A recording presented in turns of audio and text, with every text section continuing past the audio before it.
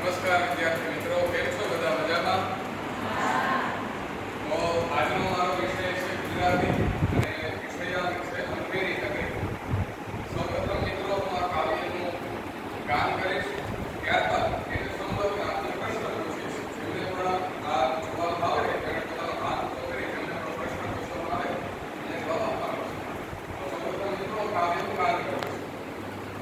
પૂરી એક અંધેરી ને ગંડુ રાજા, ટકે શેર ભાજી ટકે શેર ખાજા, બધી ચીજ વેચાય ત્યાં ભાવ એકે, કદી સારી બુરી ન વેચે વિવેકે.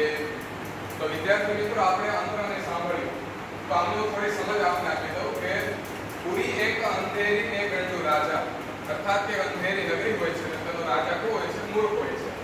ટકે શેર ભાજી ટકે શેર ખાજા, અર્થાત કે ત્યાં એક જ ભાવમાં ભાજી અને એક જ ભાવમાં ખાજા કરતા મીઠાઈ વેચાતી હોય છે. બધી ચીજ વેચાય ત્યાં ભાવ એકે, કદી સારી પૂરી ન વેચે વિવેકે. તો વિદ્યાર્થી મિત્રો હવે હું આપને આના સમગ્ર પ્રશ્ન કરીશ. જેમને પણ જવાબ આવડે તેમણે હાથ ઊંચો કરી જવાબ આપવાનો છે. તો મિત્રો આજે કવિતા કાવ્ય જે છે એના કવિ કોણ છે તો મને કહેશે?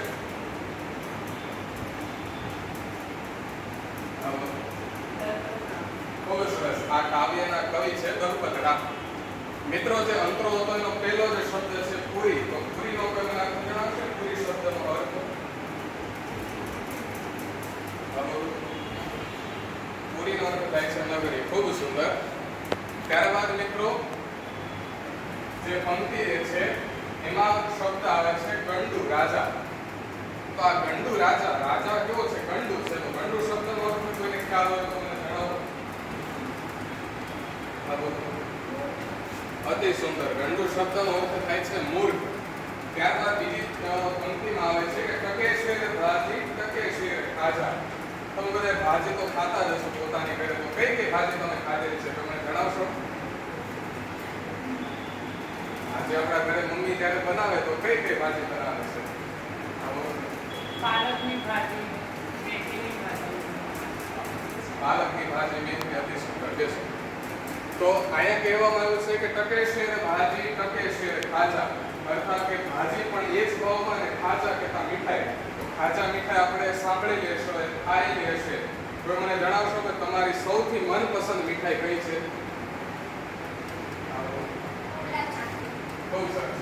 બીજા કોઈ? જલેબી. બીજા કોઈ? કાજુ કતરી. ખૂબ સરસ. મારી પણ પ્રિય મીઠાઈ કાજુ કતરી છે. તો આ જે રાજ્ય જે છે, નગરી છે, એમાં ટકે શેર ભાજી ટકે શેર ખાજા, અર્થાત કે મીઠાઈ અને ભાજી બંને એક જ ભાવમાં વેચાતી હતી.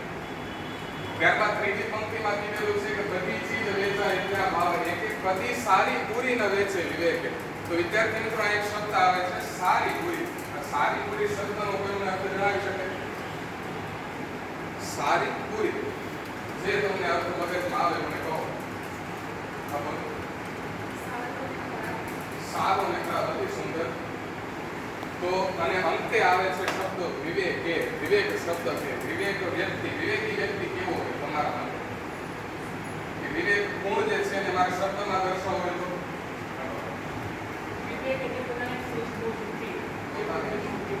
અતિ સુંદર. વિવેક એટલે કે પોતાની બુદ્ધિથી જે કાર્ય કરે વિવેક. ત્યારબાદ વિદ્યાર્થી મિત્રો મારો અંતિમ પ્રશ્ન છે કે જે રાજા, જ્યાં જે નગરીનો રાજા ગંડુ કહેતા મૂર્ખ હોય તો ત્યાંની પ્રજાની માનસિકતા અથવા રાજ્યનું ભરણ પોષણ કેવી રીતે થતું હશે? તમે વિચારો કે રાજા જે છે મૂર્ખ છે, ત્યાંની પ્રજા લોકો કેવા હશે? રાજા છે ત્યાંની જે પ્રજા છે તે વિવેકી હોય અને ત્યાંનું જે કાયદા કાનૂનનું જે પાલન થવું જોઈએ તે ન થાય, કારણ કે એમાં વિવેક. ખૂબ સરસ. તાલીઓ પાડી હતા.